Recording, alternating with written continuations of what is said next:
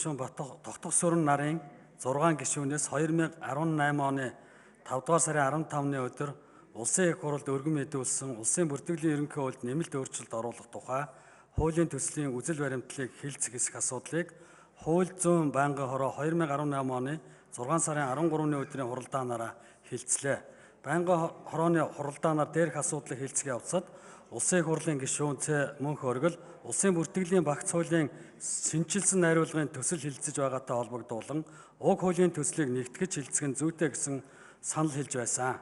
Улсын бүртгэгдлийн ерөнхий хуульд нэмэлт өөрчлөлт оруулах тухай хуулийн төслийн үзэл баримтлалыг байнгын хорооны хуралдаанд оролцсон гишүүдийн олонхон дэмжиж чуулганы нэгдсэн хуралдаанаар хилцүүлэх нь зүйтэй гэж үзсэн болно.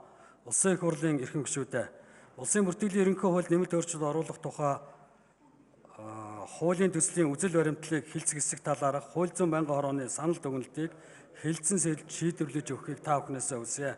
Анхаарал тавьсанд баярлалаа.